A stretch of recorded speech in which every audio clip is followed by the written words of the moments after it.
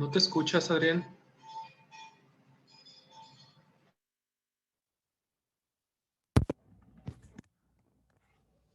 ¿Ahí me escucho? Ok.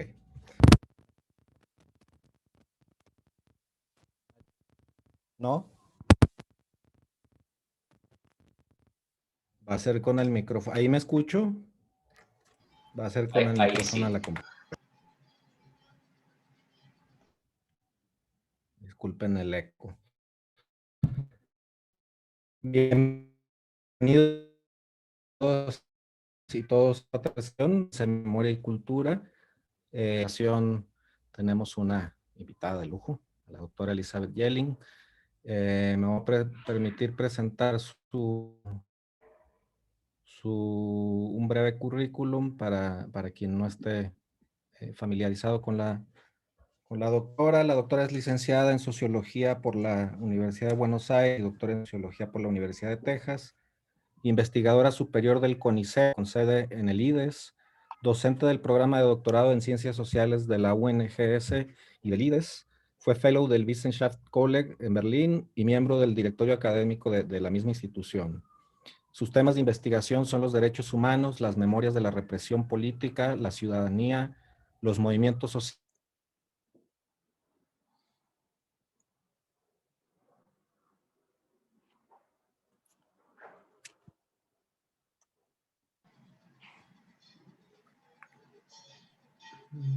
Adrián, parece que tu conexión está fallando. Sí, estaba preguntándome si era solo yo. Pues si quieren yo concluyo con la presentación de la doctora y ya inmediatamente le damos la palabra. Sus temas de investigación son los derechos humanos, las memorias de la represión política, la ciudadanía, los movimientos sociales y la familia.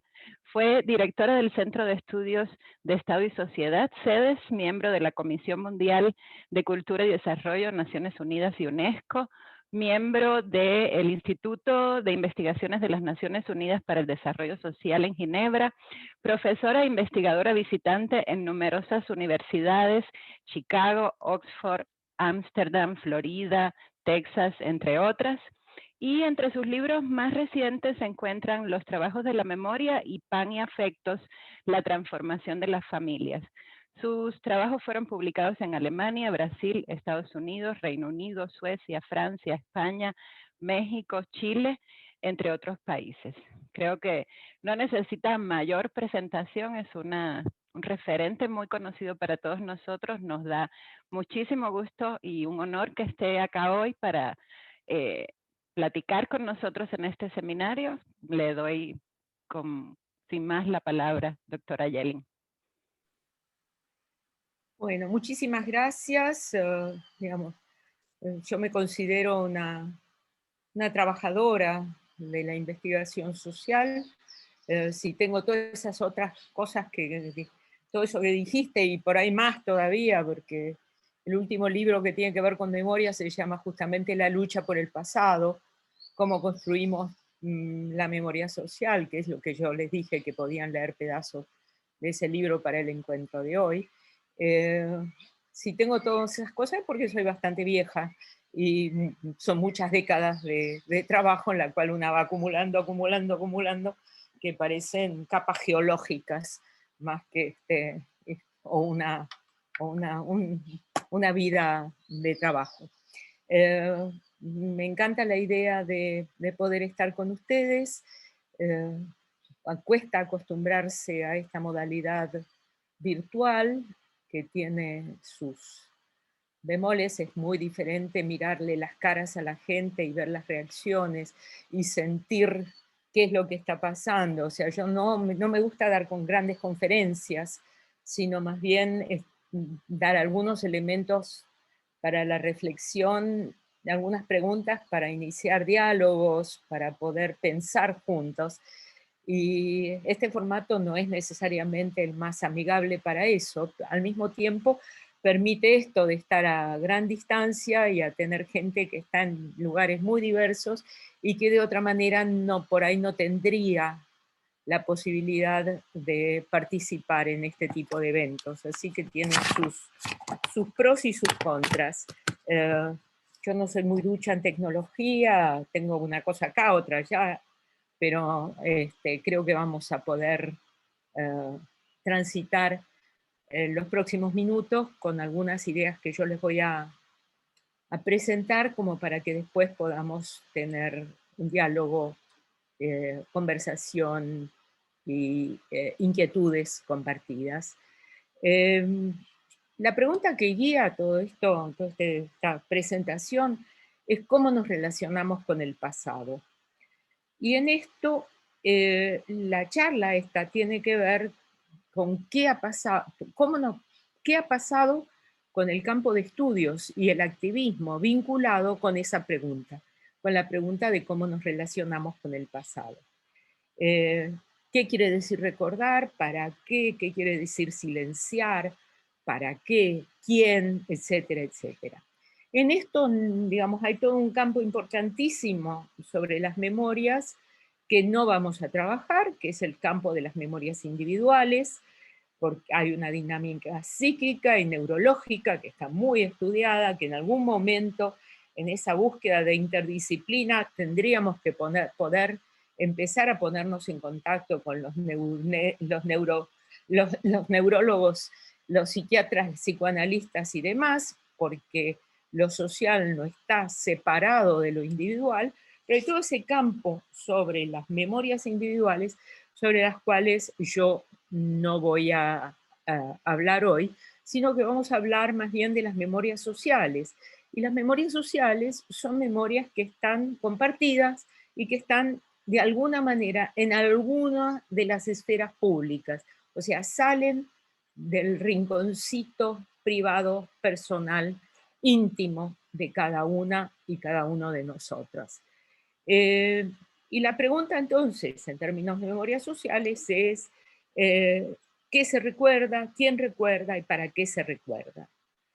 Yo parto siempre de un principio, de que no hay una memoria única. No hay una memoria, por eso casi siempre que puedo uso el plural. Son memorias, en algún momento histórico o en algún grupo social puede haber una memoria dominante, en el sentido de que alguien quiere imponer un relato del pasado o ha impuesto un relato del pasado, lo cual no quiere decir que esto impida la existencia de otras. Inclusive en regímenes totalitarios, lo que tenemos son, si se quiere, memorias subterráneas, aquellas que no se pueden hablar, las que no se pueden decir por cuestiones de censura, de miedo y lo demás, y sin embargo ellas siguen existiendo en lo que durante la dictadura argentina se llamaba la cultura de catacumbas, o sea, en los lugares que no están en la visibilidad pública. Distintos grupos, distintas generaciones, distintos colectivos rescatan del pasado las visiones propias, y esto significa que necesariamente va a haber conflictos acerca de las interpretaciones del pasado. Yo tomo entonces una noción de memorias que tiene que ver con las interpretaciones, los sentidos que damos al pasado en un momento posterior. Esto significa que la memoria no es pasado, la memoria es presente, es qué del pasado traemos al presente, qué es lo que evocamos en función de lo que estamos haciendo en ese presente y de nuestras inquietudes hacia el futuro.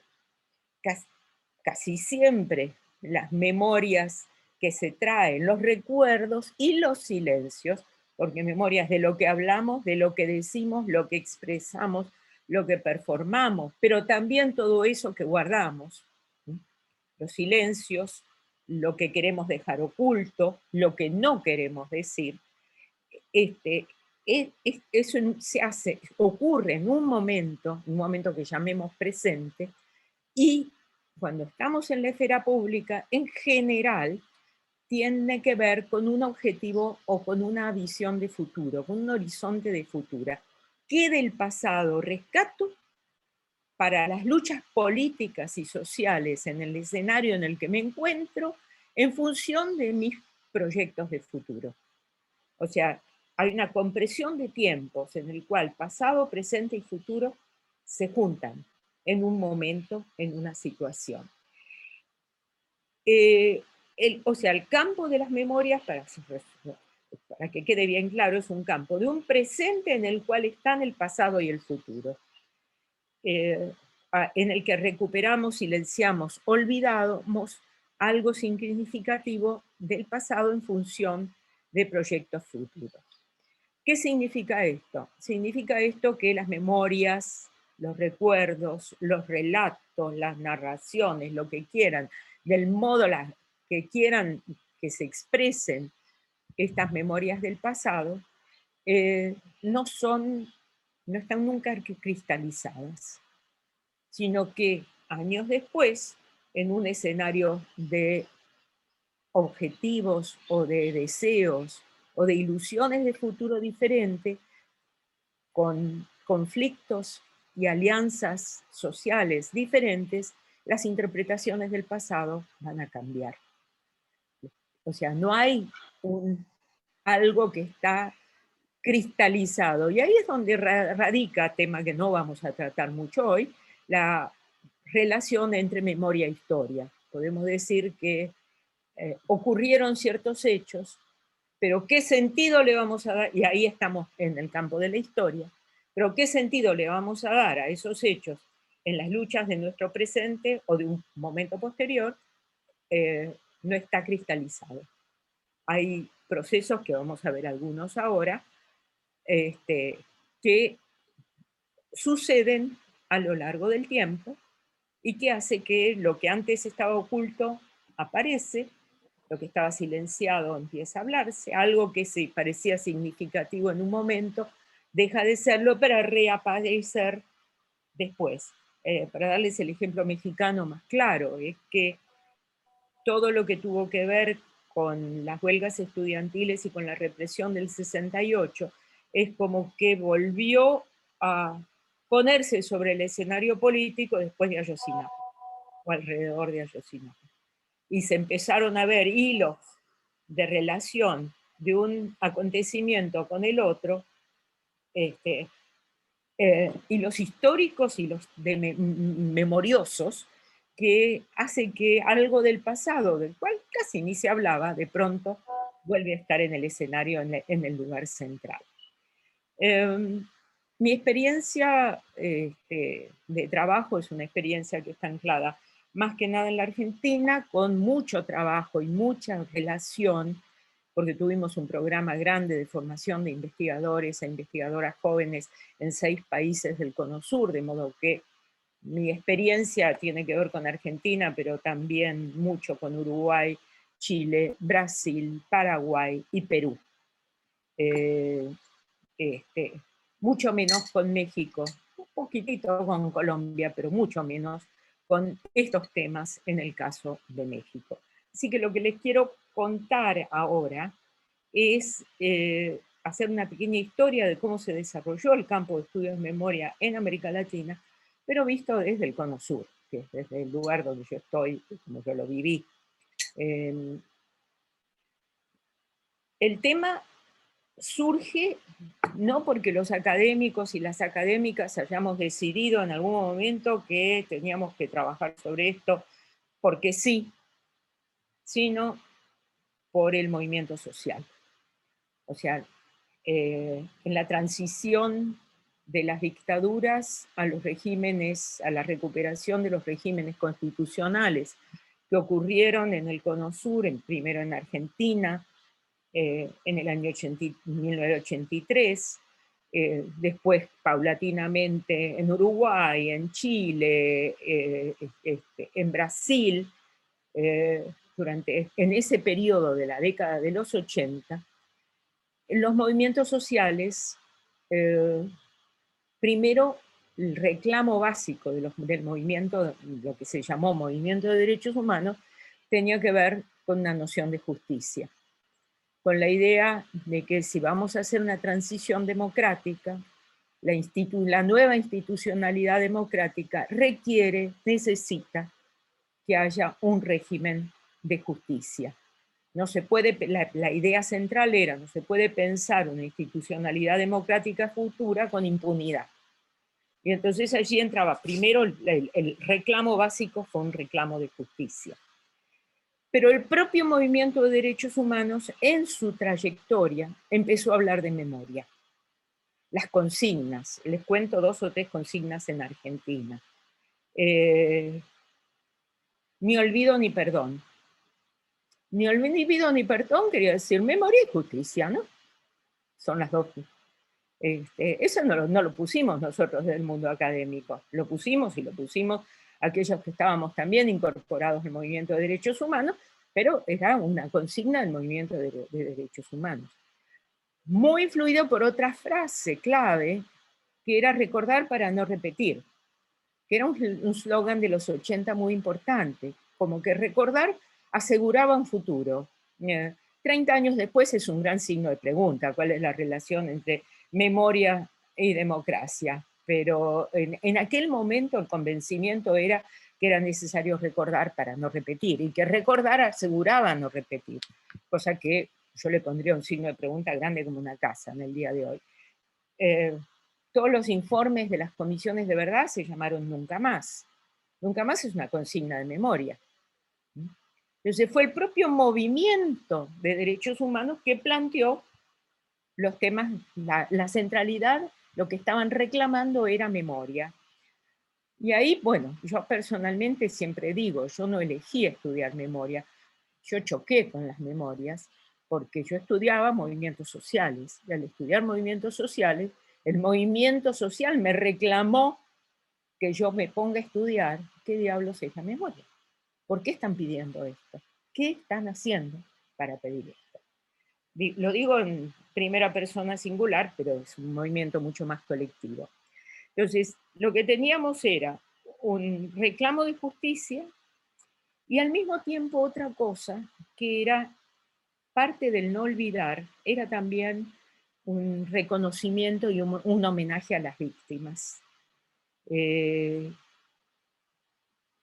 No los podemos olvidar, tenemos que hacer algo, no tenemos los cuerpos de los desaparecidos y las desaparecidas, pero tenemos que tener algo que lo reemplace, que reemplace ese cuerpo que no está. Y entonces empezaron las demandas, todo este tipo de demandas de la memorialización, de las políticas de memoria, de la memorialización pública, que un monumento, un memorial, un museo, o un archivo, fechas de conmemoración, por qué tal fecha, en tal fecha tenemos que, en las escuelas tienen que los chicos estudiar algo vinculado con el sentido de esa fecha, que en la Argentina es el 24 de marzo fundamentalmente, que es el día del golpe cívico-militar de 1976, pero también para los chicos de escuelas secundarias el 16 de septiembre, porque hubo una matanza, un acontecimiento muy significativo de jóvenes en la ciudad de La Plata, que se llamó la Noche de los Lápices. Entonces se conmemora la Noche de los Lápices, el 10 de diciembre, que es el Día Internacional de los Derechos Humanos, o sea, fechas en las cuales se pueda trabajar, recordar y elaborar interpretaciones de ese pasado. Entonces tenemos, por un lado, la demanda de justicia, la demanda de memorialización pública, el homenaje a las víctimas, y todo esto se dio en la segunda mitad de la década de los 80, el comienzo de los 90, en un clima cultural internacional, y cuando digo internacional es claramente occidental, lo que pasaba en Europa, muy memorialista. En Europa hubo montones de conmemoraciones de todos los números redondos de la Segunda Guerra Mundial y las atrocidades nazis, ¿no?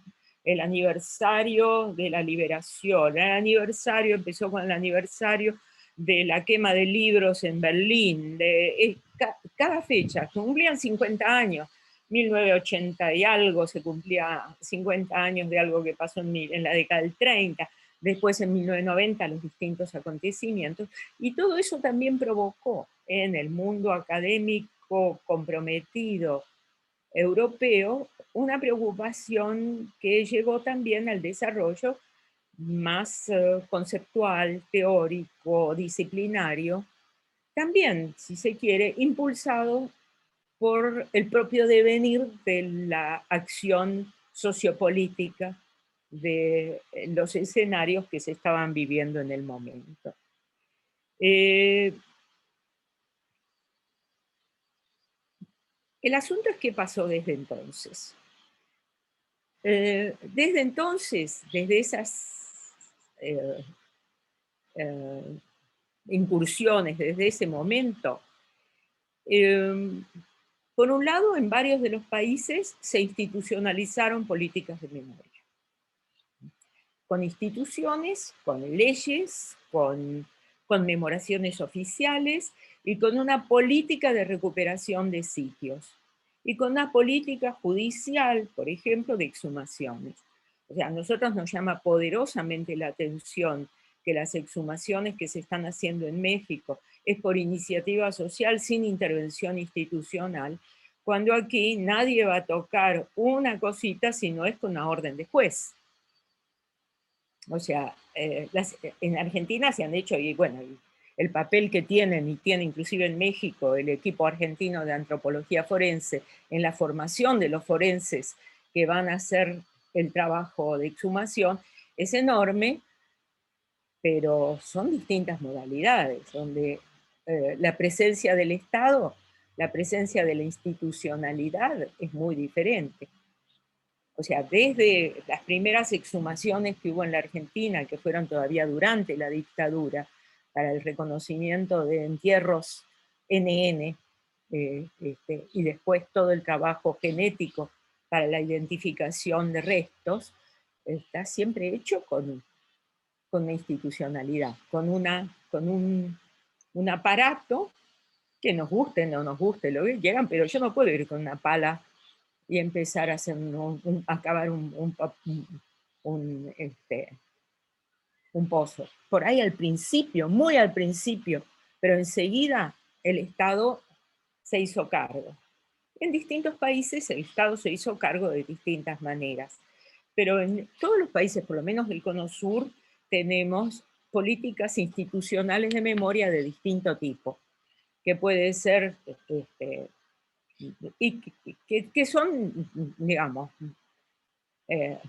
algunas fundamentalmente simbólicas, otras más archivísticas, de mantener los restos, de las huellas del pasado, y con todas las luchas y conflictos alrededor de eso. Hay un grupo que hace algo, otro viene y lo quema, otro interviene, o sea, nada es sencillo, nada es directo, sino que es producto y parte de luchas sociales. De ahí que lo que a mí me importa muchísimo es mirar quiénes son los actores que participan en todos estos escenarios y contra quiénes y con quiénes están en conflicto. Por eso, digamos, el título de este libro que les decía, La lucha por el pasado, es que yo no puedo pensar en memoria, sino que pienso siempre en clave de luchas por las memorias, porque son distintos actores que quieren distintas cosas o rescatan distintas cosas en relación con ese pasado, en función de lo que, en función de lo que esperan, de lo que quieren, de lo que están pensando hacia el futuro. No hay una política, no hay un recetario. Miren ustedes, hay una cosa entre Argentina y Chile que es bien interesante para comparar. Es una anécdota, si se quiere, pero es algo importante. El golpe militar en Chile ocurrió un 11 de septiembre. Y desde el momento, ya el primer año después del golpe, en 1974, el dictador Pinochet ya instauró como día de fiesta, porque fue el día en que se recuperó la nación. Era una fecha de conmemoración y de festejo en el calendario oficial. Por supuesto que las víctimas, los familiares de las víctimas y quienes fueron derrotados por esa dictadura lo veían como un día de luto, un día de dolor, pero la conmemoración pública era feriado. En la Argentina, el 24 de marzo, la fecha del golpe militar, durante la dictadura no pasaba nada. Los militares hacían una declaración y hacían un acto en las barracas militares, pero no era una fecha nacional. La sociedad argentina, o un movimiento, una parte de la sociedad argentina, el movimiento de derechos humanos, tomó el 24 de marzo como fecha de conmemoración. Y hace pocos años se lo declaró feriado nacional en Argentina. Al mismo tiempo, en el mismo año que en Chile, se abolió el 11 de septiembre como feriado. O sea, un país hizo exactamente, un gobierno hizo exactamente lo contrario del otro, ambos en función de un objetivo similar, que tiene que ver cómo borrar o conmemorar lo que ocurrió en el pasado. Con lo cual esto creo que es un ejemplo muy claro de que no hay un recetario, sino que tiene que ver con un devenir histórico y con el sentido que los actores le van a dar en cada etapa de ese devenir. Pero tenemos museos, y también en México, o sea, por ahí no es del Estado mexicano, pero el Memorial del 68 en la Ciudad de México, que es de la UNAM, pero también una institución pública que tiene que ver con establecer un cierto memorial y tiene un cierto relato del 68, que al igual que cualquier otro, como a mí me gusta comparar el Memorial del 68 en México con el Museo de la Memoria en Chile.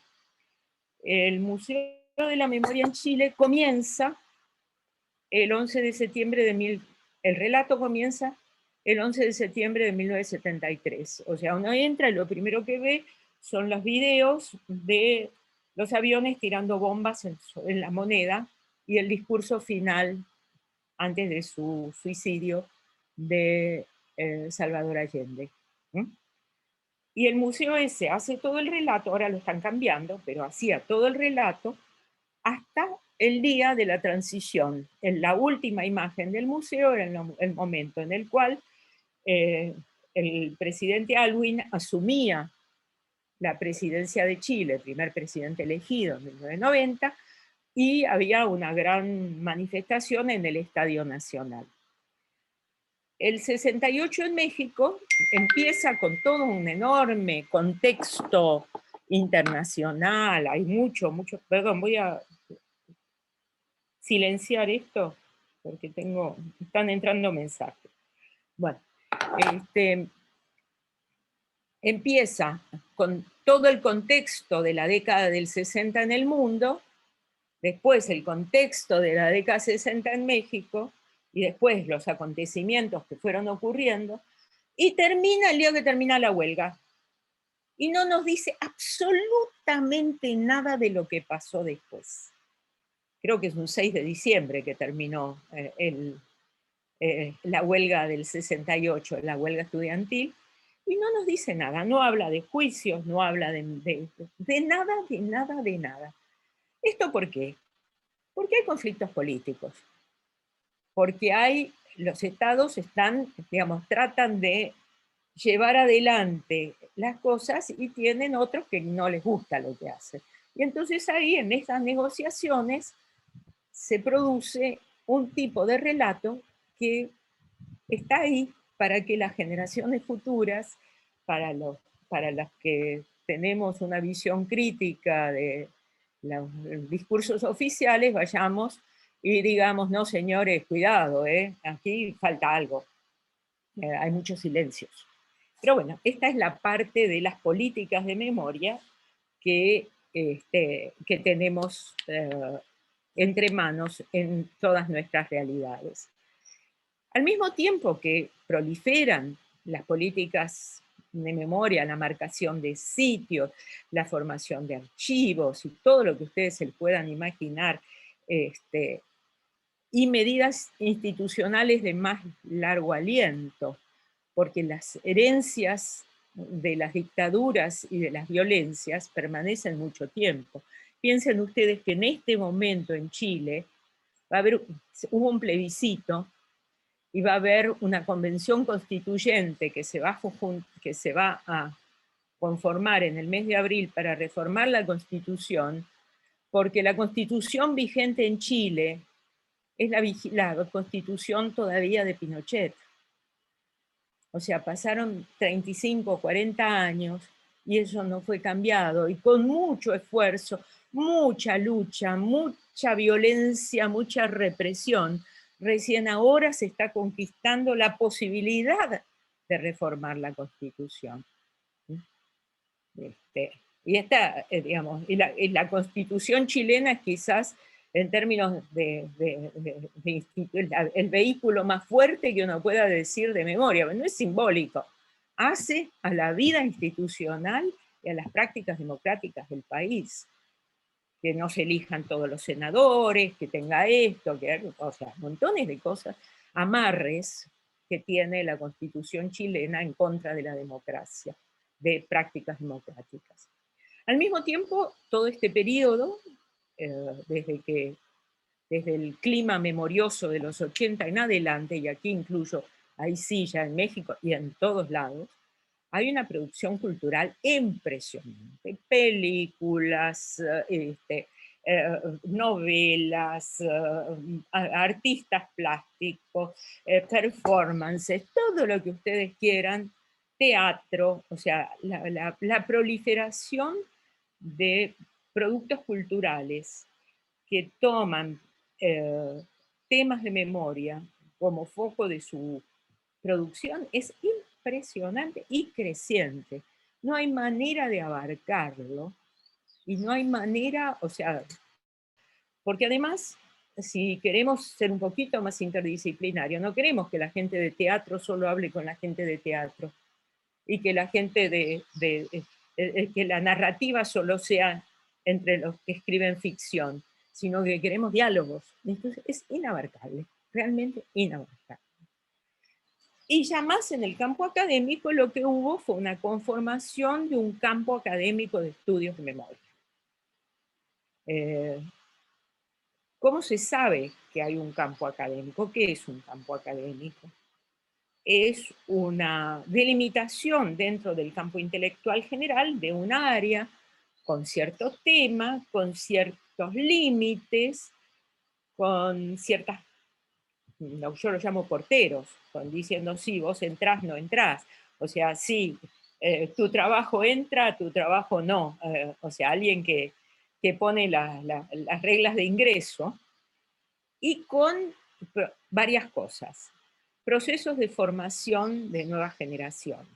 Entonces nosotros tenemos en este momento maestría sobre memoria, tenemos especialidades dentro de los doctorados, tenemos, si uno mira la oferta, por ejemplo, de cursos de posgrado virtuales de Claxo, va a ver que hay un montón de cursos que tienen que ver con temas de memoria.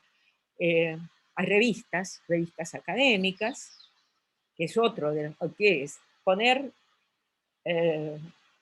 límites de ingreso, o sea, algún tipo de monopolio del ingreso. Acá hay alguien que va a decir, esto vale, esto no vale.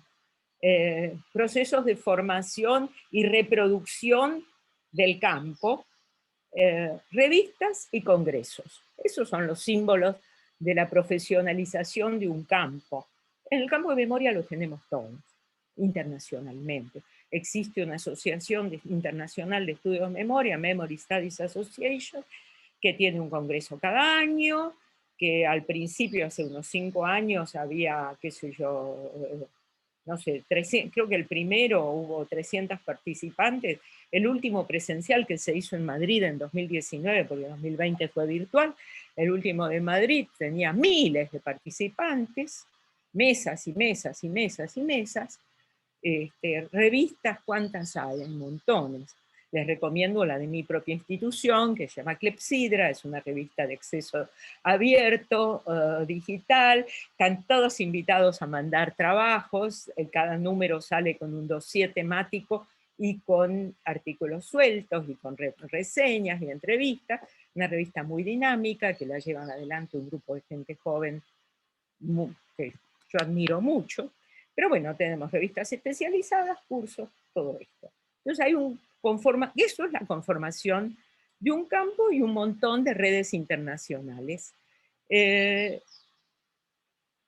Pero, ¿qué pasa frente a este crecimiento? ¿Es todo para celebrar? ¿Hay algún pero, cuidado? En primer lugar, en términos del contenido, creo que una de las cuestiones uno de los grandes desafíos que enfrentamos tiene que ver con cuál es la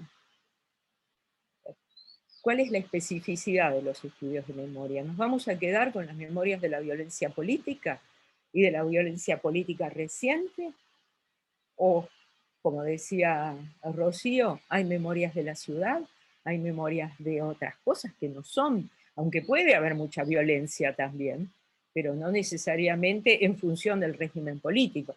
Nosotros empezamos esto muy en función de dictadura, transición, pero en primer lugar, muchas de las violaciones durante la dictadura y después no tienen que ver solo con la violencia política del momento, sino que hay violaciones estructurales e históricas de larga data, discriminaciones y vejaciones de mucho tiempo. ¿Y cuál es la vinculación de lo que Ludmila llama memorias largas con memorias cortas? O sea, las memorias cortas de la violencia de hace poco con temas ancestrales que en tantas localidades uno encuentra permanentemente. O sea, cuando en Guatemala, durante las masacres, violaban a las mujeres, para las mujeres guatemaltecas o para las mujeres de la sierra chilena, ser violadas era parte de la historia ancestral, no era algo específico de este militar que es malo que viene ahora. Porque la violación era una práctica de vejación étnica y de género de muy larga data. Entonces, una de las grandes preguntas es cómo vincular las memorias cortas con las memorias largas. Otro tema, o sea, la importancia del paradigma de derechos humanos implica que se pone muy en el centro de atención la noción de víctima, porque el paradigma de derechos humanos quiere decir que alguien violó los derechos humanos de seres humanos. Entonces, no es tanto qué hago, sino qué me hicieron. O sea, la víctima de. Ahora, ¿vamos a quedarnos con víctimas solo de la violencia política o vamos a mirar también otras violencias? ¿Vamos a mirar solo las violencias de las dictaduras o de estos acontecimientos políticos especiales o vamos a mirar lo que pasa en la vida cotidiana hoy? La noción, ¿cómo hacer para ampliar la noción de derechos humanos para que sea una noción que incorpora otras modalidades de violencia, tanto en las dictaduras como esto? Yo, de nuevo, un par de ejemplos argentinos. En las marchas del 24 de marzo, que son marchas masivas, miles, cientos de miles de personas en las calles, marchan la gente sin techo, marchan gente sin techo, sin vivienda o con viviendas precarias, marchan grupos LGTBIQ, marchan trabajadoras sexuales, marchan quien sienta que se siente identificado en algún sentido con una noción amplia de derechos humanos. O sea, el desafío, uno de los grandes desafíos, inclusive para los activistas sociales vinculados con los derechos humanos, es cómo incorporar todo esta red o esta población tan diversa. Y más específicamente les doy un ejemplo bien vinculado específicamente con la dictadura argentina. El movimiento de derechos humanos mantiene, sostiene, habla de 30.000 desaparecidos. Y digo desaparecidos y no desaparecidas porque recién ahora se empieza a incorporar muy lentamente alguna idea de género en el movimiento de derechos humanos. Llevó mucho tiempo hasta que lo pudimos hacer. Pero hay un grupo que habla de que se llama 30.000 más 400, porque reconocen que hay 400 personas LGTBQ, cada uno le pone ahí que fueron desaparecidas durante la dictadura argentina y que no tienen ninguna visibilidad en esos 30.000. Y para reclamar una visibilidad y una ubicación, entonces hay un movimiento que trata de cambiar ese 30.000 para agregar estos 400. Tienen su revista, entren y busquen en internet y lo van a encontrar, y tienen sus manifestaciones. O sea, estos son ejemplos de temas que han estado silenciados mucho tiempo y que aparecen años después. Igual que todos los temas de la violencia sexual, que es un tema de uno de los capítulos míos de ese libro, o sea que no voy a meterme a trabajar sobre eso, pero que de hecho es ahora, en los años 2000, que se habla de esto y no se hablaba, o no se escuchaba antes, se hablaba y no se escuchaba. Otro desafío tiene que ver con la transmisión. ¿Qué se transmite? ¿A quién se transmite? ¿Qué quiere decir? ¿Cuál es la noción pedagógica de las memorias? Yo acá no la tengo nada claro. Lo que yo sé, en base a experiencias de distintos emprendimientos pedagógicos vinculados con memorias del pasado, es que si uno va a incorporarlo, si uno quiere meterlo en programas con jóvenes, la mejor manera de hacerlo es, primero, darles protagonismo a esos jóvenes para que elijan los temas de trabajo, y segundo, que pueda haber una vinculación entre las vejaciones del pasado y lo que les pasa a los jóvenes hoy. El programa Jóvenes y Memoria de una de las instituciones argentinas de la Comisión Provincial por la Memoria de la Provincia de Buenos Aires lleva más de 20 años de trabajo en este programa Jóvenes y Memoria, que es un programa extracurricular para jóvenes de nivel secundario en toda la provincia, proponiendo proyectos y lo que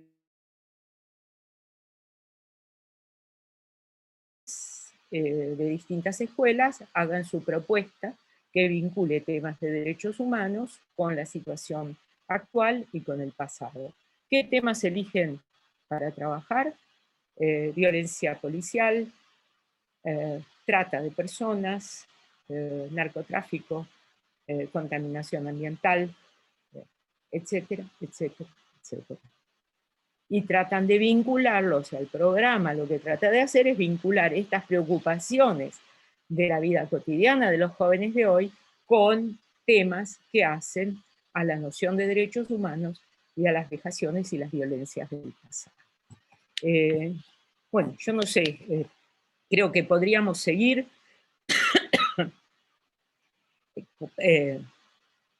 con estos desafíos. Uno de los desafíos para mí centrales es que hay una tendencia a reconocer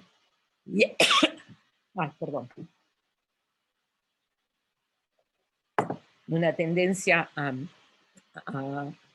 lo que yo llamaría ritualizaciones, cristalizaciones de memorias del pasado, y en qué medida eso es una barrera para renovaciones y cambios.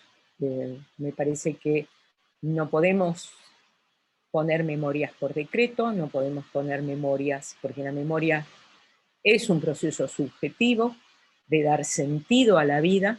La memoria no es algo que está ahí para que lo traigamos, sino que es un instrumento, una herramienta con la cual vivimos y trabajamos cotidianamente. Entonces, ahí están los grandes desafíos que yo veo en este momento en este campo. Paro aquí. Muchas gracias, doctora. Y yo creo que la doctora Yelin ya nos ha dejado un montón de temas a tener en cuenta, a debatir. Habíamos tenido unas discusiones ligadas a esta idea de memoria cultural, y creo que aquí tenemos un vuelco con la relación con movimientos sociales, digamos, el reclamo desde los derechos humanos y, digamos, diferentes perspectivas que ponen en cuestión los propios trabajos que vamos realizando en el seminario y cada quien en lo individual. Entonces, me gustaría dejar un poco el micrófono abierto. Les sugiero ir levantando la mano para que podamos ver en el chat si alguien quiere hacer un comentario, opinión, pregunta a la doctora, aprovechando que tenemos aquí a la doctora. Creo que por ahí están las primeras tres, Adrián, con la mano arriba. A ver. Ok. Empezamos con Rocío Ruiz. Sí, gracias. Muchas gracias por la exposición, doctora. Hay muchas cosas que preguntar. Yo sé que todos queremos. Por eso me agandallé a levantar la mano, perdón. Me surgen varias preguntas. O sea, pensando en su último capítulo, que justo eran como estas preguntas y estos desafíos, ¿no? Que se tienen en los estudios, ¿no? En lo que está por hacer. Y pensando en el contexto mexicano, a mí me da la impresión, bueno, si bien cada contexto es para, ¿no? Y hay que mirarlo, ¿no? En su historicidad, su proceso específico, ¿no? Creo que en el caso de mexicano, decía alguno de los compañeros, hemos llegado tarde. No sé si es que llegamos tarde, es que el proceso es distinto, ¿no? Tal vez, no sé, pienso cómo se hablaba de dictaduras en el Cono Sur y aquí vivíamos, como dijo aquel, ¿no? La dictadura perfecta, ¿no? Pero viviendo crímenes de ese tipo que no han sido reconocidos, ¿no? Viviendo otro tipo, o sea, la misma violencia, el tema de desapariciones, ¿no? Pero sin un reconocimiento, digamos, del Estado, ¿no? Ni en la narrativa. Entonces, viviéndolo siempre de una manera distinta, ¿no? Este ejemplo de las fosas que usted misma ponía, ¿no? Yo oía a Paco Echeverría, que es uno de los expertos españoles en fosas, que decía, es una barbaridad como lo que se hace en México, porque no se podría, en España, o sea, no pasa por el proceso de judicialización, ¿no? Por ejemplo. Todo esto para pensar si lo que pasa en México, y con algo que usted plantea en los desafíos, es que estamos, o sea, la violencia estructural, ¿no? que tenemos en el país, por lo menos. Y si es que se está pasando de tener la memoria en un lugar central como a retornar a ciertas categorías, como podría ser una violencia estructural en una larga duración, ¿no? Que de pronto a mí me parece que metodológicamente es algo que en el contexto mexicano nos permite abordarlo de esa manera, ¿no? Si es el cruce, la violencia, ¿no? De derechos humanos, de memoria, de temporalidades. Esa sería mi pregunta. Gracias, Rocío. Doctora, no sé si prefiera que hagamos 3 preguntas y responder. Perdón, tiene su micrófono desactivado. Como quieran ustedes, o voy respondiendo una por uno, juntamos 2 o 3. Yo creo que 2 o 3 por si coinciden en temas. Pero no más, ¿eh? Ok. Dejamos entonces... Pero... Perdón. Dejamos entonces a Fátima y Jimena, que serían las siguientes. ¿Yo? Es que hay otra Fátima. Fátima de chica. Sí soy yo. Bueno, muchas gracias, doctora. Mi nombre es Fátima Villalta, yo soy de Nicaragua, estudio en la Universidad de Guadalajara, también trabajo temas de memoria sobre posguerra en El Salvador y Nicaragua. Y bueno, o sea, solo para contextualizar un poco, tal vez quienes no conocen este campo en Centroamérica, creo que está cobrando como mucho auge. Y también tiene sus particularidades, ¿no? Igual que en el campo de México, es decir, en Guatemala, pues los militares que cometieron los crímenes siguen en el poder, ¿no? En El Salvador, pues no se han juzgado, qué sé yo, a las personas que asesinaron a Monseñor Romero, a los jesuitas de la UCA, Roque Dalton, y en Nicaragua pues los procesos de amnistía, ¿no? Y todo esto permeado en Centroamérica, pues por toda la situación del conflicto armado. Entonces quienes trabajan memoria se encuentran en esta disputa muy grande donde no hay política de memoria, ni aceptación del Estado, y eso donde muchos criminales siguen, bueno, por decirlo, tienen mucho poder todavía, ¿no? Contra mucho poder, y hay este intento de borrar todas estas memorias, ¿no? Como en el caso de Guatemala, por ejemplo, creo que es algo muy presente también. Y también estamos nosotros, que somos una generación de posguerra, nos reconocemos como tales en el sentido que estamos muy marcados por los recuerdos de nuestros padres, o sea, los recuerdos de una guerra. Una guerra es algo, o sea, que permea toda una sociedad, no es un conflicto específico de zonas específicas ni de personas específicas, sino un conflicto social generalizado, ¿no? Y de migraciones forzadas, pues, generalizadas, ¿no? Y en esta cuestión de la transmisión de la memoria, de la generación, que uno hablan de posmemoria y todo el debate de la posguerra, pues hemos visto cómo hay muchísimo aumento de la producción cultural que usted mencionaba antes. Empiezan a haber como mucho teatro, poesía, narrativa, porque pues es de los poquitos espacios donde la gente puede expresarse, porque la cuestión oficial sigue siendo muy dura. Y entonces, ¿qué piensa usted sobre, creo que ya lo estuvieron hablando, pero me lo perdí, supongo, esta parte de la memoria cultural, de los trabajos de memoria cultural? eh, ¿Qué opinión le merecen y qué sabe sobre ello? Muchas gracias, Fátima. Seguía así, creo, Jimena, ¿no? Jimena Jasso. Gracias. Antes que nada, igual algo poco elegante, pero me siento muy afortunada de poder pues charlar contigo. Creo que, o sea, como siempre has sido muy crítica a lo largo de tantos años, y todo lo que tú propones, generalmente el que tú digas que la memoria siempre es en el presente y tú misma vayas cambiando tu forma de pensar a lo largo de los años y criticando lo mismo que quizás hace muchos años decías, creo que es muy congruente, y creo que en el mundo falta gente a quien admirar, o por lo menos yo lo siento así, y la verdad tú eres como muy importante en ese sentido, y quería como pues decírtelo porque es bonito que exista gente así. Y ya, por el otro lado, ahora sí, yo llevo 10 años trabajando en el Memorial del 68, que veo conoces, ahora tiene ya una nueva museografía, es muy distinto a la anterior, se hizo uno nuevo. Y bueno, llevo 10 años trabajando con jóvenes, con niños de secundaria, prepa, para cómo construir memorias. Y de allí entré ya a la parte académica a intentar pues hacerme preguntas más teóricas. Y ahorita lo que me ronda en la mente es el problema de los derechos humanos. Diste una conferencia el 11 de septiembre, más o menos, en Chile, y recuerdo que un señor que está allí decía, ahora que tenemos el derecho a la memoria, podemos evitar que los vándalos destruyan nuestros monumentos, ¿no? Y yo creo que estaba haciendo referencia pues al movimiento social chileno. Entonces me pareció muy divertido este comentario, porque muy angustiante también, porque cómo se utiliza políticamente ahora los derechos humanos por la memoria para incriminar a un movimiento social actual.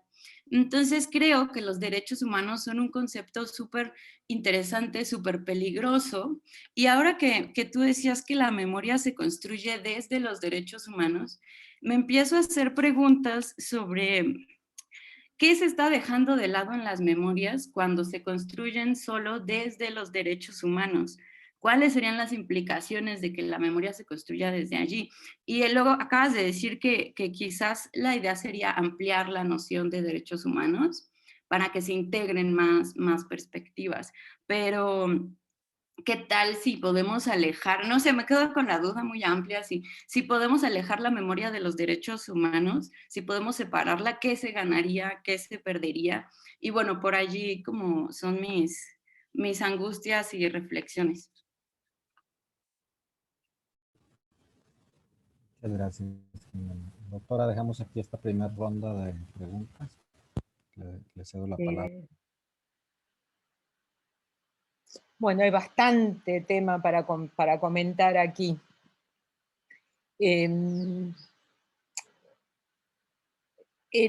Los temas sobre regímenes políticos cambios de regímenes políticos y si el foco está puesto ahí o en otro lado. Yo empecé diciendo que trabajamos desde el Cono Sur a partir de situaciones que eran relativamente claras. O sea, régimen democrático, quiebra del régimen democrático, dictadura, represión, terrorismo de Estado, plan Cóndor, todos los países conectados unos con los otros, los milicos de un lado conectados con los milicos de los otros, etcétera, etcétera, etcétera.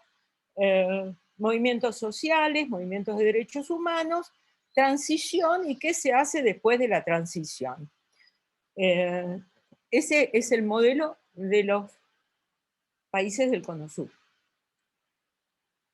Cuando iniciamos el programa de estudios memoria y de formación de gente joven, allá por el año 98, 99, incorporábamos a Brasil y nuestros colegas brasileños no entendían. No entendían porque hablar de represión era para ellos, para mucha gente en Brasil, la represión de las clases populares en las favelas de Río de Janeiro, ocurría todos los días, no tenía que ver con el régimen político. Entonces, el asunto es, y de ahí todo el trabajo conceptual que se necesita para superar esta idea del origen. Yo puse lo del régimen político al comienzo de la formación del campo. En este momento va mucho más allá, y esto también va para Jimena. O sea, hay miles de otras maneras de pensar que no está centrado en una definición judicial o política del régimen político o de qué es un derecho según la ley. Sino, en todo caso, la noción de derechos humanos yo la miro más por el lado cultural que por el lado de la Declaración Universal de los Derechos del Hombre, aviso. Pero bueno, entonces, el asunto es cómo, y ahí es donde entra todo este tema, uno de los temas que entra, es el de las temporalidades, los tiempos largos. Les doy un ejemplo de Perú. La Comisión de Verdad del Perú trabajó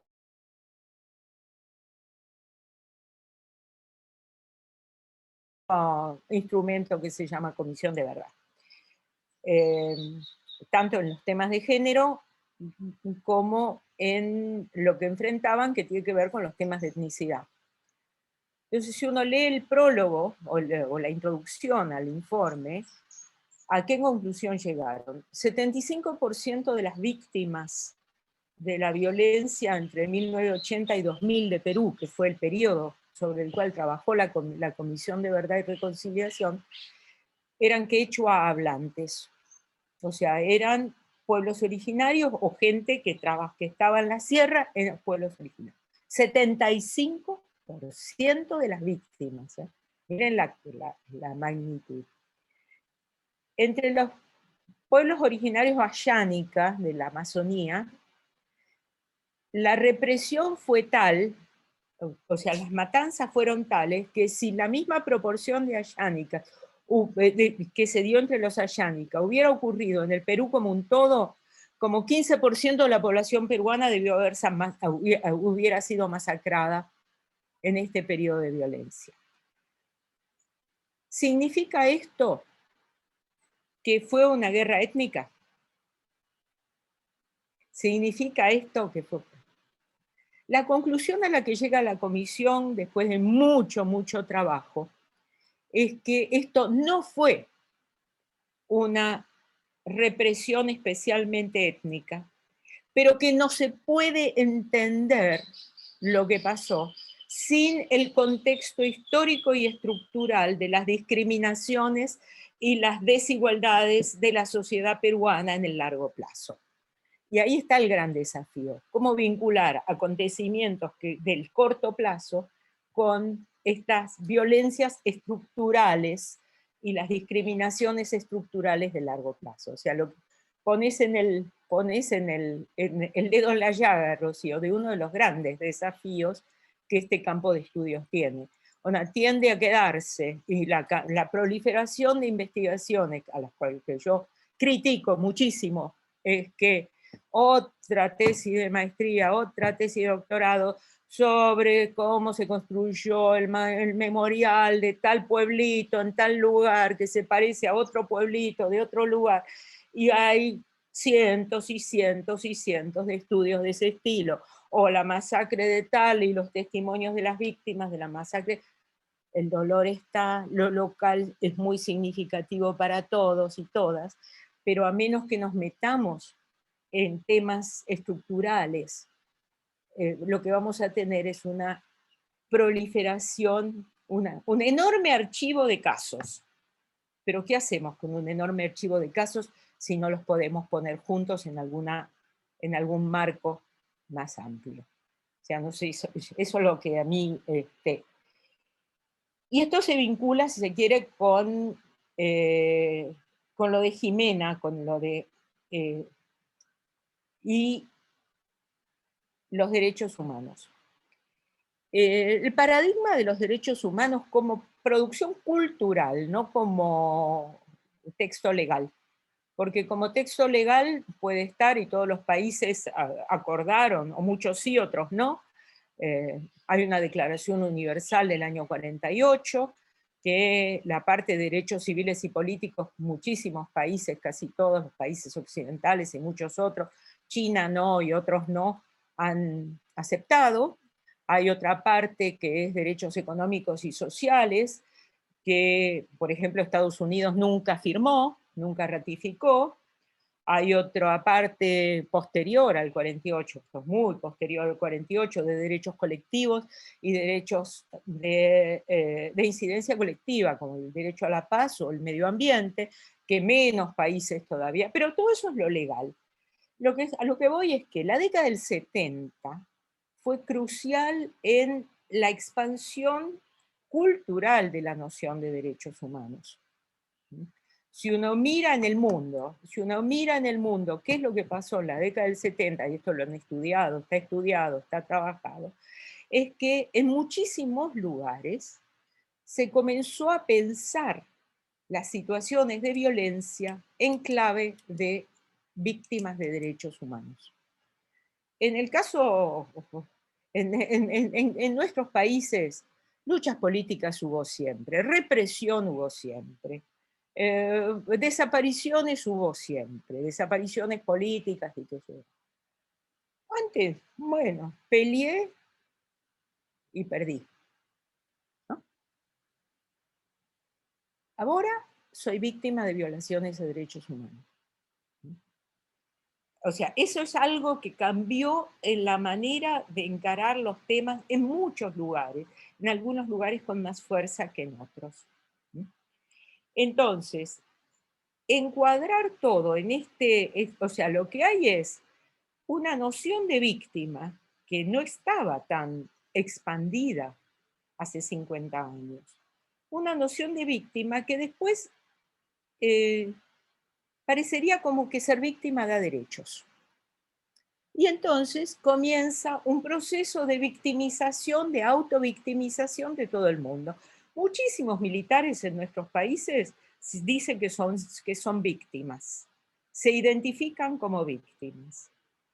Si una ve la televisión más escandalosa, los escándalos televisivos de un asesinato en un barrio popular o lo que fuera, de lo que se trata es de ponerse en el lugar de víctima. Y parece que si uno se pone en el lugar de víctimas, le da derecho. En muchos casos no le da derecho a nada porque nadie le da bolilla, pero en otros casos sí.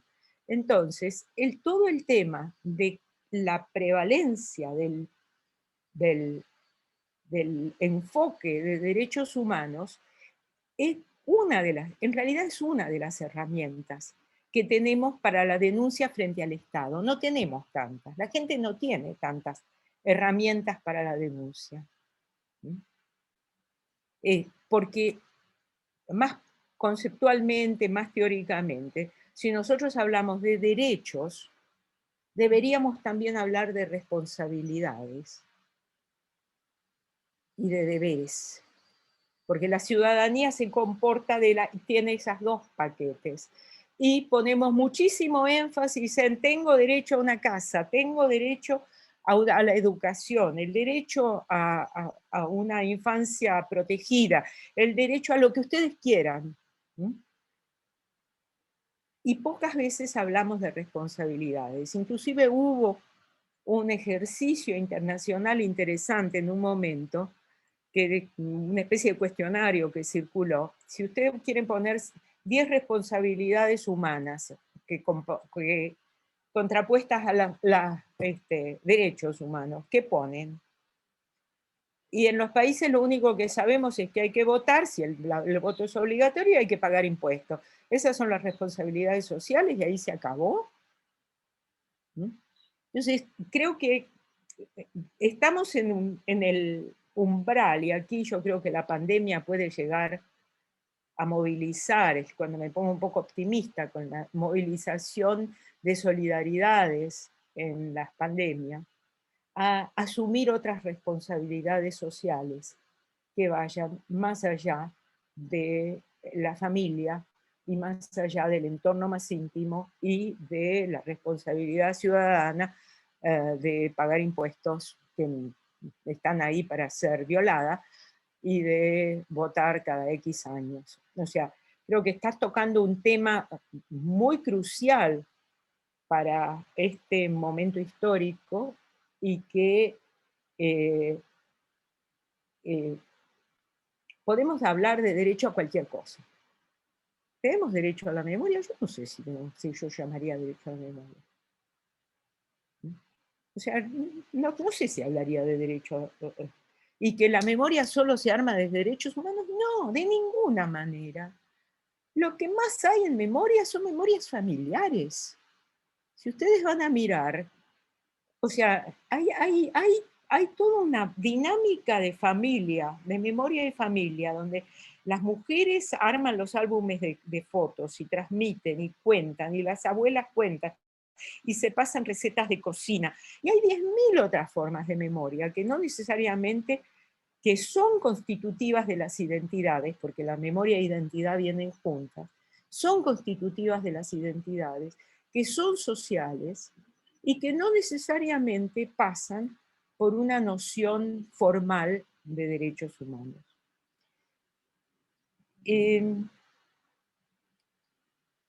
Los climas políticos cambian, las circunstancias políticas e históricas cambian. Hay momentos en los cuales yo empecé hablando de una cultura de catacumbas, en las cuales puede haber censura, puede haber miedo, puede haber imposibilidad de hablar y las memorias se vuelven subterráneas.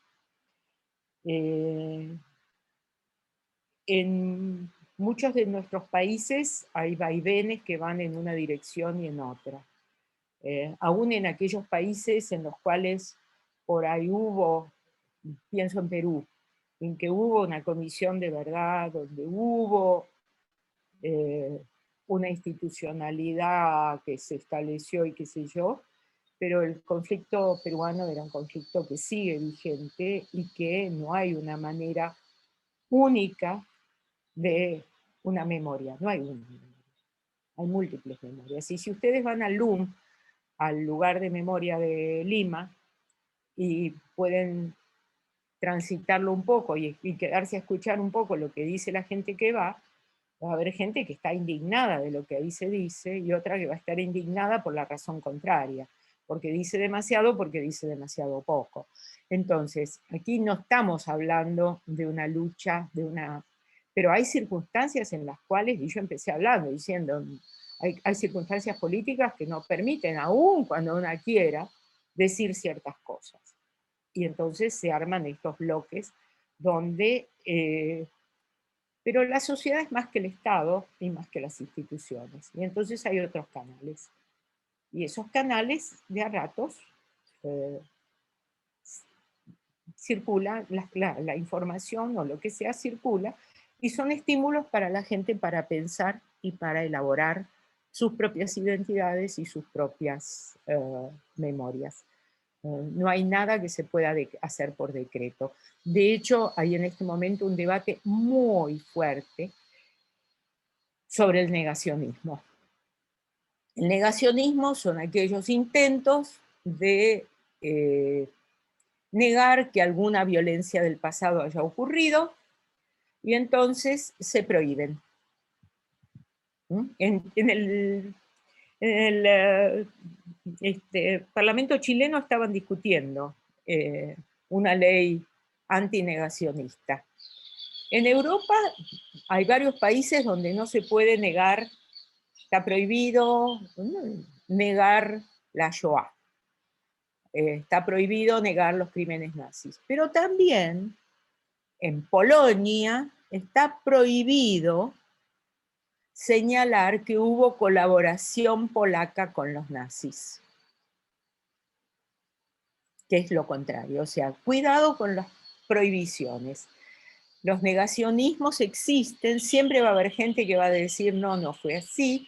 O sea, en el debate de los historiadores alemanes de la década del 80 acerca de la Shoah, hubo los negacionistas de aquel momento plantearon que como había testimonios de Auschwitz que no recordaban cuántas chimeneas había de cámaras de exterminio, entonces no existieron cámaras de exterminio porque la gente no se acuerda si eran 3 o eran 5, con lo cual no hay evidencia de que haya habido chimeneas de cámaras de exterminio. Cuidado con los negacionismos y cuidado con prohibir los negacionismos, porque entramos en un terreno muy embarrado, muy resbaladizo sobre libertades y libertades de expresión. Y libertades de expresión, a mí me importa no tanto la libertad de expresión, sino la libertad de poder escuchar distintas versiones. La libertad de expresión es también una libertad de escucha del otro lado. No sé si son lo que se me ocurre en relación a lo que es lo que se me ocurre en relación a los interesantes comentarios que hicieron.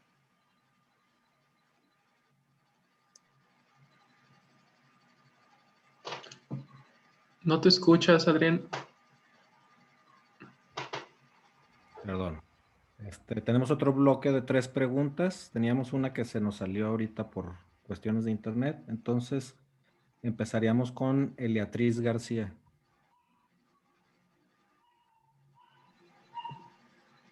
Hola, muchas gracias. Buenas tardes a todos.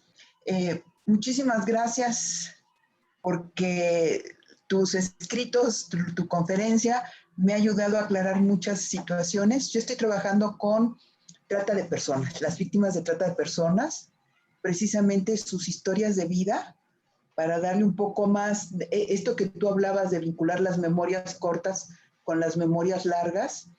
Y muy interesante tu comentario acerca de la violación entre las mujeres indígenas de Guatemala y Perú como algo ancestral, porque ese es un problema que hay con las víctimas de trata de personas en la modalidad de explotación sexual, que no se reconocen como víctimas porque la mayoría que provienen de poblaciones económicamente muy deterioradas, la historia familiar es que las madres, las abuelas han sido violadas. Entonces, para ellas, la trata de personas no es un delito, es cambiar de padecer las violaciones a recibir un beneficio monetario por estas violaciones, ¿no? Entonces, yo lo que estoy trabajando es precisamente desde la perspectiva de género, considerando el género como una política, bueno, los dispositivos de género, como una política precisamente con estas discriminaciones y violencias estructurales que van construyendo a las víctimas de trata. Es decir, mi hipótesis es que las víctimas de trata no lo son de manera accidental, sino que hay una construcción social basada en las políticas de género que hacen que determinadas niñas, adolescentes y mujeres sean precisamente víctimas. Y bueno, también muy interesante esto que hablabas de los derechos humanos, cómo han promovido una victimización, porque en el caso de la trata de personas, acá en México, y bueno, según lo que he podido ver en Guatemala, Costa Rica, La victimización es promovida por el Estado, porque el discurso de derechos humanos se utiliza más bien para deslindar responsabilidades, como para limpiar la cara del Estado. Entonces, cuando hay una víctima, hay que darle toda la atención, pero siempre y cuando esta persona se reconozca como víctima. Y entre más víctima y más hable de barbaridades, atrocidades, entonces se le prometen más beneficios. Y entonces esto me parece bien interesante, ¿no? ¿Cómo se construye la victimización? Desde la persona o desde el Estado. Y bueno, eso sería todo. Muchísimas gracias. Agradecerte por todas tus aportaciones. Gracias, Eliatriz. Tendríamos la siguiente con Salvador Gutiérrez. Sí, muchas gracias. ¿Qué tal? Pues primero un gusto estar aquí y tener el placer de conocerte y conocerlos a todos. Yo también estudio temas relacionados a la memoria. Soy estudiante en la maestría de Ciencias Sociales en la Universidad de Guadalajara y actualmente estoy desarrollando una propuesta de investigación o un proyecto relacionado a la memoria desde la desaparición forzada. Tomo como ejes centrales Chile y Argentina. Y ahí mi pregunta va encaminada un poco a esto porque, bueno, noto una madurez en cuestión de la construcción de las memorias y de la propia memoria colectiva en Argentina, pero no noto lo mismo en el contexto chileno, si bien la represión o los modelos de represión de las dictaduras, tanto de Videla o la Junta Cívico-Militar como la de Pinochet en Chile, pues fueron muy similares, ¿no? También los métodos de desaparición y de tortura. Creo que los chilenos todavía tienen un poco de rezago en cuestión de la construcción de la memoria y esta esta cultura del silencio o del olvido podría verlo así. Entonces me gustaría saber qué piensas al respecto de eso y si sí existe en realidad ahí un sesgo que divide o que separa la construcción tanto argentina como de la chilena. Quisiera enfocarme un poco a saber si de verdad existen ahí claves y por qué existen estas diferencias entre estas dos construcciones. Muchas gracias, Salvador. Una última de este bloque sería de Francisco Javier Ramírez. Muchas gracias, buenas tardes a todos, a todas. Un gusto, un privilegio poder verla, aunque sea pues por este medio, a Elizabeth Yellin. Tengo que hacer una confesión rápidamente. Tuve la fortuna de participar en el primer taller de Historia Reciente y Memoria Social que organizó el Núcleo de Estudios de Memoria del IDES en 2015, en agosto de 2015, y fue una experiencia fabulosa, pero tuve un solo motivo de infelicidad y fue no haber podido conocerla en persona, no haber podido dialogar en los pasillos con usted y no haber podido mostrarle mi ejemplar de los trabajos de la memoria profusamente subrayado, anotado. Y con esto doy paso a la pregunta que quiero plantearle a Elizabeth. Bueno, sus trabajos me han estimulado, me han iluminado y lo digo con absoluta sinceridad, pero también me hacen plantearme siempre preguntas y regreso una y otra vez a sus trabajos, a los trabajos de la memoria, a la lucha por el pasado, este libro que generosamente nos compartieron en el seminario.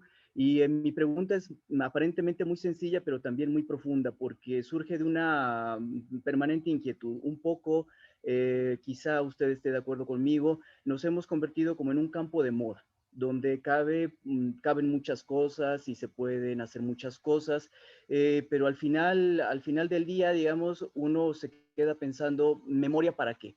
Entonces, la que podría ser como una pregunta muy comprometedora, que podría parecer incluso una provocación, más bien es solicitando su ayuda, Elizabeth, como referente, como una autora que todos leemos pues con veneración, diría yo, por lo menos mi caso, un poco pidiendo su ayuda. ¿Memoria para qué? ¿No? Esa sería la pregunta que yo le pediría, me ayudara a responderme, y después también que eso me permitiera responderle a mis alumnos cuando me hacen esa pregunta. Hay 2 alumnos míos aquí a quienes convoqué y pudieron participar, me da muchísimo gusto, y también es un tema que tratamos, ¿no? Quienes estamos en este ámbito, la transmisión de las memorias, la transmisión del significado de estas cosas que hacemos. Esa sería la pregunta que quisiera yo plantearle. Muchas gracias, Francisco. Doctora, tenemos una última pregunta y no sé si incluirla en este mismo bloque o prefiere que de una vez. Ok, entonces va Tata M.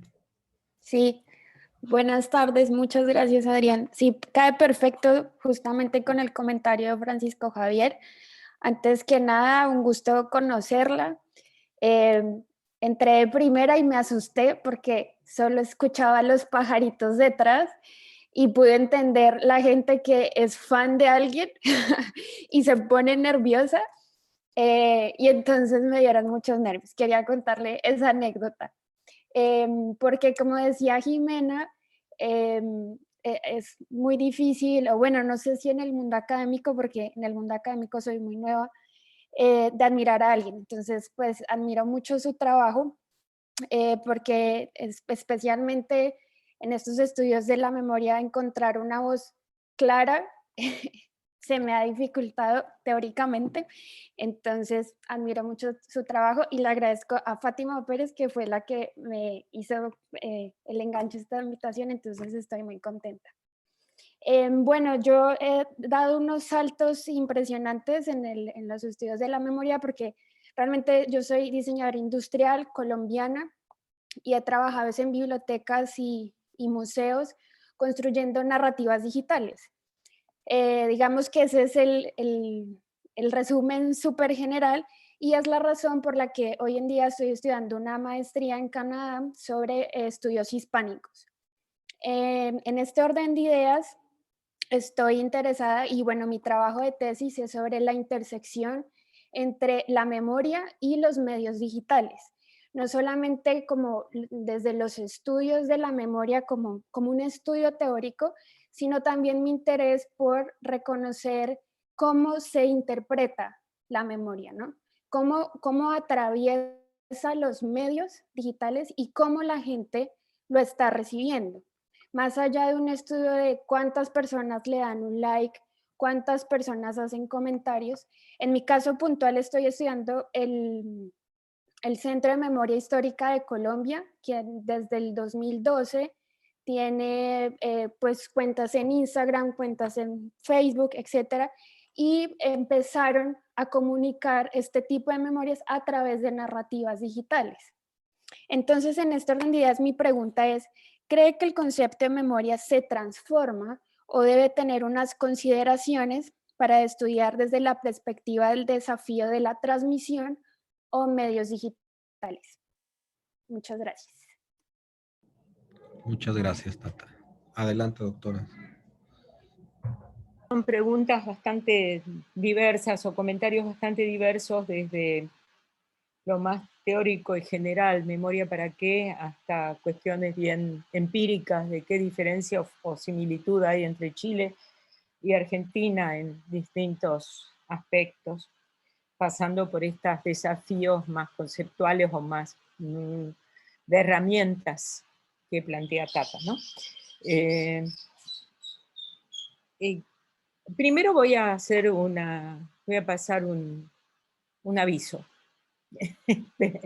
O sea, ya que Francisco Javier señaló que había hecho el taller en el Núcleo de Estudios de Memoria, este año el taller se hace, pero se hace virtual. Y están las inscripciones abiertas, todavía quedan algunos lugarcitos, de modo que si hay alguien que siente, por lo menos pueden entrar a la página del IDES y mirar de qué se trata este taller virtual, que mis colegas están trabajando muchísimo en su armado, no es sencillo, pero están ahí, desde la parte más de la tecnología digital, cuánto de Zoom, cuánto de presencial, cuánto de todos esos mecanismos, hasta los contenidos. También, ya que pasó el aviso de que tenemos cursos virtuales sobre memoria, varios, uno introductorio general, en el cual son varios módulos, yo doy el primero, pero otras colegas dan lo que sigue. Hay otro, está el taller, con otras dos colegas damos un curso sobre memoria y género, hay otros sobre imágenes, hay otros sobre poéticas de la memoria, o sea, hay varios cursos, si quieren entrar a la página pueden verlos. Esto en el campus virtual del IDES, que la verdad es que tiene un público increíble, encuentra a alguien de España, alguien de Canadá, alguien de no sé dónde, y la gente participa bastante. Bueno, eso, el aviso. Y también a Francisco Javier, es que yo no estoy en todo, somos un grupo bastante amplio, y si bien yo estuve en los inicios de todas estas cosas, yo no soy editora de la revista, no hago el taller, no coordino el núcleo, o sea, hay otra gente, creo que hay una renovación generacional importantísima también dentro de las instituciones. Más allá, aparte de esto, una no se pregunta memoria para qué, ya que empezamos con este tema. Yo, por lo menos, no me pregunto. Yo me pregunto qué hace la gente. Mi pregunta es una pregunta sobre la acción social. O sea, ¿qué hace la gente? ¿Qué hace la gente? Gente que me interesa en relación a temas que me interesan. Entonces, lo que yo constato, yo lo que les dije al comienzo, yo digo, yo no elegí estudiar memoria, yo choqué con la memoria, porque la gente a la que yo estaba acompañando, la gente con la cual estaba interactuando, la gente que yo estaba estudiando, empezó a hablar de memoria. Entonces, bueno, me metí en temas de memoria. O sea, no es algo que, no es un deber ser. Yo no creo que exista, o sea, yo no milito con la idea de un deber de memoria, todo lo contrario. O sea, yo encuentro que la gente usa sus memorias, promueve políticas de memoria, pensando que eso es un bien. A veces me hago preguntas incómodas. ¿Por qué pensás que sirve para algo esto? Puede no servir para nada. ¿Por qué lo querés hacer? O sea, yo hago preguntas muy incómodas. Y en ese sentido tampoco creo que tenga sentido mirar prioridades históricas. A mí me molesta bastante cuando viene la gente de otros países y dice, ah, no, porque ustedes en la Argentina están en la avanzada, porque ustedes empezaron antes y ustedes tienen muchas más políticas de memoria y más memorialización. Y yo digo, ¿y eso es bueno o malo? No, eso es lo que la gente en Argentina hizo y está haciendo. Yo no sé si es... La idea de llegar tarde no es la idea con la cual yo me muevo, ¿no? O sea, el marco interpretativo, sí que es un concepto importantísimo para mí, marco interpretativo con el cual los actores sociales interpretan el escenario de su acción, quiénes son los adversarios, para qué y por qué, varía. Y en ese marco interpretativo puede haber más elementos de pasado y menos elementos del pasado. Y eso es lo que a mí me gusta mirar, pero no es porque crea que la memoria es buena en sí. Porque cuando yo empecé en alguno dice, bueno, que a veces, sí, mis posturas tienden a ser muy polémicas y tengo mucha gente que me pelea mucho, porque cuando yo dije, no hay una memoria única, me dice, no, la memoria, la verdad. No, es tu verdad, es tu memoria. Yo dije, bueno, emprendedores de memoria, fantástico, sí. La Fundación Pinochet en Chile fue el emprendedor de memoria más fuerte que hubo en Chile durante mucho tiempo. No es que no había memoria en Chile y que no había promotores de la memoria. Lo que pasa es que había la fuerza de la promoción de la memoria de la dictadura, la memoria pinochetista. Invadió Chile, fue muy fuerte. Eso también es memoria. No es la que nos gusta, pero no podemos eliminarla, porque está ahí y en las peleas y las luchas por el pasado está presente. En este momento en Chile están absolutamente en retirada, pero no hace tanto. que era una de las fuerzas dominantes. Entonces, memoria no es memoria para qué, es para lo que los actores definen en la definición de su situación, en su marco interpretativo y en su movilización frente a ciertos temas. Entonces, no hay... estoy de acuerdo en que la memoria está de moda, me molesta que la memoria esté de moda, me molesta la proliferación de cientos y cientos y cientos de cosas que se llaman memoria, y como les dije hace un rato, que no veo el desafío de dar un salto cualitativo en términos de conceptualización, teorización y formulación de preguntas, no lo estoy viendo. Les cuento otra. A la gente que viene trabajando en el tema, digamos, hace 5 años o más, y que se formó en el tema, mi pregunta reiterada, se la hago a mucha gente: ¿qué leíste el último año? Recomendame algún artículo, libro o lo que fuera que te rompió la cabeza, que te hizo clic y dijiste, aquí hay algo que me hace repensar la manera como vengo a trabajar. La respuesta más habitual es nada. Entonces los desafío a que ustedes escriban y hagan esa intervención que rompa la cabeza de los viejos y viejas que estamos en el tema desde antes. Ese es el desafío, está en manos de ustedes. Esto no responde directamente a las preguntas. Para responder a la pregunta entre Chile y Argentina, en realidad necesitaríamos un seminario completo. Las modalidades de desaparición y la magnitud de las desapariciones es totalmente diferente en Chile y en Argentina. Hay trabajos escritos sobre esto. En la Argentina hubo una modalidad de desaparición forzada. Fueron la gente vinculada con Argentina quienes llevaron adelante en Naciones Unidas la elaboración de la Convención sobre Desaparición Forzada.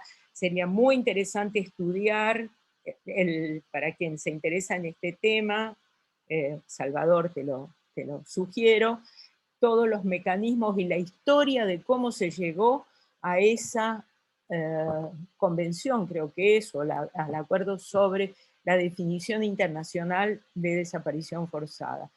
En Chile, digamos, la Comisión Rettig, que se ocupó de desaparición y ejecución, o sea, entre desaparecidos y ejecutados. Hubo mucho más ejecución en Chile que desaparición. O sea, pero el mecanismo era totalmente distinto. El mecanismo actual, ¿qué hacían? Iban y te agarraban, ¿y qué hacían contigo? Era una cosa totalmente distinta en Chile y en Argentina. Entonces, los mecanismos de desaparición forzada ya eran diferentes, y las memorias de las desapariciones forzadas, en el caso de Chile, el memorial se llama Memorial del Detenido, desaparecidos y ejecutados en el cementerio de Santiago. O sea, van juntos detenidos y desaparecidos y ejecutados. En Argentina no van juntos desaparecidos y ejecutados. Son cosas, y las magnitudes son distintas.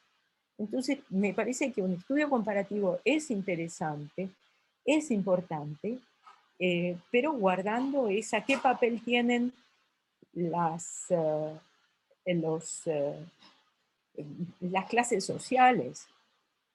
O sea, en el caso argentino hubo muchas desapariciones forzadas de gente joven, estudiantes universitarios y también trabajadores y trabajadoras jóvenes, donde los padres y las madres especialmente tuvieron un papel importante con este maternalismo exacerbado de que la madre, no hay nada como una madre que sufre el dolor, etcétera, etcétera.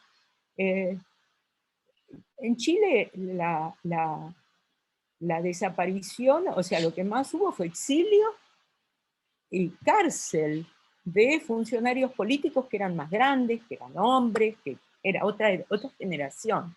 Y las desapariciones fueron mucho más en lugares rurales, en el horno de Lonquén, en comunidades con mucho menos voz en la esfera pública. O sea, hay también que tomar en cuenta temas de edad y temas de clase para poder ver de qué estamos hablando, ¿no? Pero esto, o sea, está el trabajo de Antonia García, no sé si lo conoces, sobre la desaparición en Chile, que se contrasta con los trabajos de desaparición en Argentina. Y sobre narrativas digitales, memoria y medios digitales.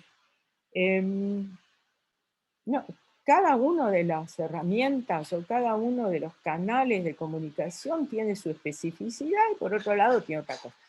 Los comentarios, lo que tiene esta cuestión, yo soy muy ajena a las redes, a Facebook, Twitter, Instagram y todo eso. O sea, les cuento, tengo un Facebook trucho, quiere decir que no estaba en mi nombre y que me sirve para ver qué es lo que pone mi hijo, mi nuera y 2 amigas. Entonces yo, y algunas instituciones, entro a mirar, nunca puse un like, nunca en mi vida mandé un mensaje y no pienso hacerlo, o sea, no es mi manera de comunicarme. Nunca entré a Twitter, no sé cómo se entra. Instagram tengo uno porque soy fanática de la fotografía y entonces en un curso de fotografía, un taller de fotografía que hago, te dicen, dale, manejémonos un poquito por Instagram. Nunca puse nada yo, miro lo de otros.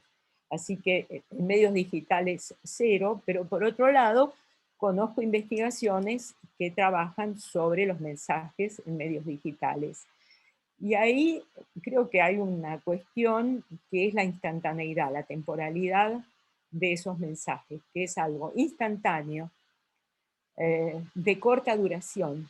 Y el tema central, o sea, el desafío central, es cómo conectar eso, que es la reacción inmediata, poner un like o escribir un pequeño comentario, y una idea de memoria de más profunda, más que te afecte en el sentido que te impacte, que vaya más allá de esa cuestión instantánea.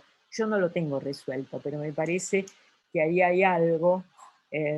Por ejemplo, cuando se analizan en exposiciones o en museos los libros de visitas y lo que la gente escribe, también es instantáneo, pero lleva más trabajo. Es diferente que poner un mensajito en un Facebook o en una. Entonces, creo que hay que mirar mucho la especificidad del medio con el cual nos movemos.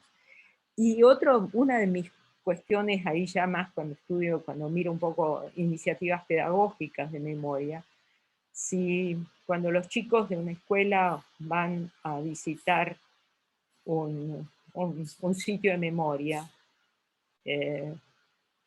es algo que pasa de inmediato. Después vuelven a la escuela y tienen una discusión o tienen que escribir un texto de lo que vieron.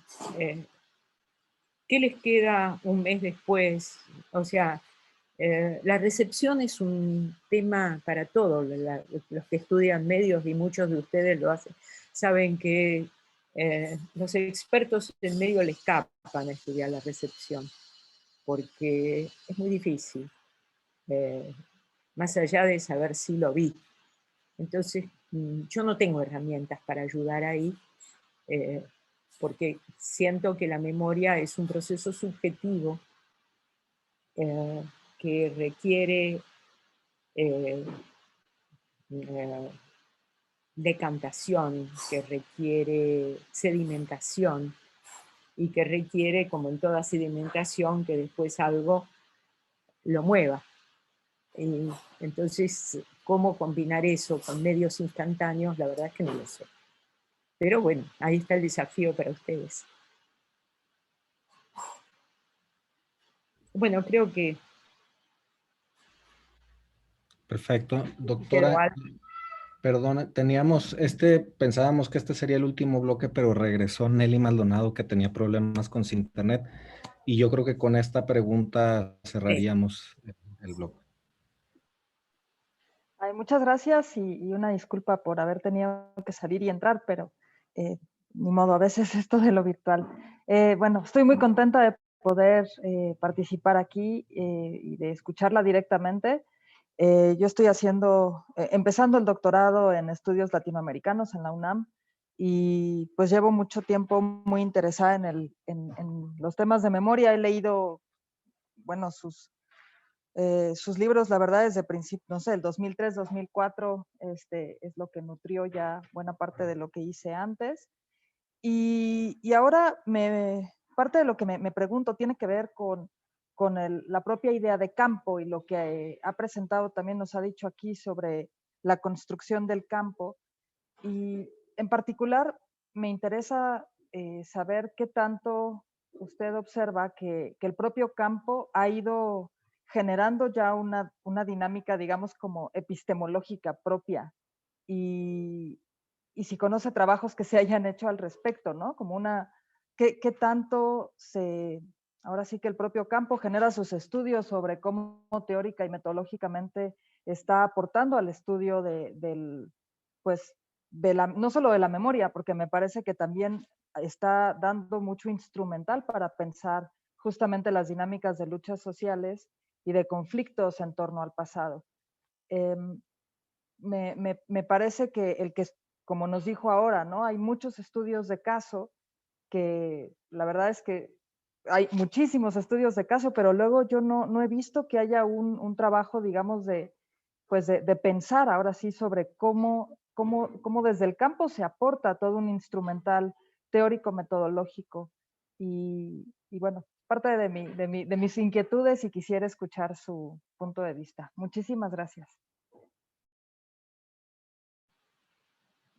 Bueno, la demanda, yo ya la planteé también, o sea, de la necesidad de ver saltos cualitativos en los abordajes. Yo no sé si hay, que desde el propio campo, habría que meterse a mirar las revistas especializadas. Lo que hay son cambios e incorporaciones importantes, sean metodológicas, epistemológicas o temáticas. A mí me interesa, por ejemplo, o sea, yo trabajo mucho con imágenes y con visualidades, y bueno, alrededor de la incorporación de la dimensión visual más allá de la narrativa y la palabra, es todo un desafío y un trabajo en que estamos unos cuantos estamos metidos en eso, ¿no? Pero la novedad, si se quiere, es agregar otra cosa más.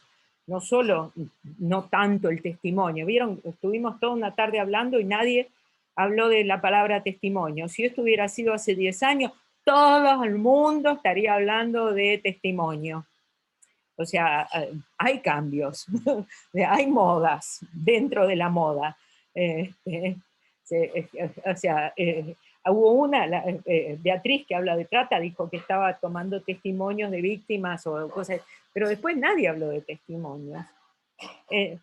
Bueno, una de las cosas que estamos mirando y cada vez más tiene que ver también, más allá de lo visual y de lo que las imágenes tienen para transmitir y las performances, también las materialidades. Los objetos, las ruinas, y ahí son vehículos de memoria que pocas veces han sido trabajados. Sí se trabajó más esto en claves de memoria familiares, donde está el anillo ese de ciertas clases sociales, por supuesto. Ese anillo, el traje de novia que era de la abuela y que entonces un pedacito, una la sigue usando y qué sé yo. Pero las materialidades transmiten mucho y hay que incorporarlas también. Este es un punto que no sé, no es que no resuelve el problema epistemológico. Para lo epistemológico, tengo una colega que quiero muchísimo, chilena, que se llama María Angélica Cruz. María Angélica Cruz fue becaria en el programa de memorias que le cuento de formación de investigadores jóvenes, Y ella hizo un doctorado después en España sobre epistemología feminista. Y ha escrito y tiene varios textos y varios trabajos en que junta los temas de memoria con los temas de epistemologías feministas. Y yo creo que María Angélica es, cuando yo tengo alguna duda o alguna cuestión, ella es mi referente en estas perspectivas. Inclusive en el curso virtual que damos en el IDES sobre los nudos centrales del feminismo contemporáneo, que lo damos con Eleanor Faur, la clase de epistemología la da María Angélica. Y en el curso de memoria y género que damos en el IDES con otras dos colegas distintas, en la bibliografía de mi módulo están los textos de María Angélica. O sea, hay algo sobre el cruce de feminismo y memoria en una perspectiva más teórico-epistemológica que yo creo que María Angélica tiene mucho para decir y para incorporar. Si querés buscar o me escribís y te pongo en contacto con ella o con los textos de ella, su tesis doctoral incorporó un análisis del programa de formación de investigadores e investigadoras jóvenes que tuvimos sobre temas de memoria, como uno de los objetos de estudio de ella. O sea, ahí estudió alguna intervención en el campo, lo tomó como objeto de estudio. Es lo único que se me ocurre decirte, pero por ahí, por ese lado va. Muchas gracias, doctora. Yo creo que fue una fortuna que se le fuera el internet a Nelly, porque esta pregunta nos permite seguir haciendo una especie de cierre. Yo creo que ya no hay más personas solicitando preguntar, y yo creo que es una buena hora de ir cerrando para todos. De parte del Seminario de Memoria y Cultura, del Sistema de Universidad Virtual y del Departamento de Estudios de Comunicación, queremos agradecer fuertemente a Elizabeth Yelling por su accesibilidad, por estar con nosotros, compartirnos sus propuestas, su conocimiento, su formación de larga data en memoria, sobre todo a todos los que estamos empezando en el tema, tratando de compenetrarnos, verlo desde diferentes enfoques y desde diferentes disciplinas. Creo que esta propuesta de Elizabeth nos aterriza un poco sobre qué caminos podemos ir pensando. Y en ese sentido estamos sumamente agradecidos con usted, sumamente agradecidos también con los participantes por las preguntas, por la disponibilidad, por el interés en este seminario. Bueno, muchas gracias a ustedes y bueno, espero que las cosas caminen, que podamos en el futuro juntarnos, alguna vez inclusive de manera presencial. Bueno, adelante, sigamos con los diálogos. Muchas gracias. Muchas gracias, doctora. Muchísimas gracias. Muchas gracias. Gracias a todos. Luego. Muchas gracias a Hasta todos luego. también. Hasta luego. Un abrazo, cuídense mucho. Muchas gracias. Hasta luego. Un gusto. Gracias.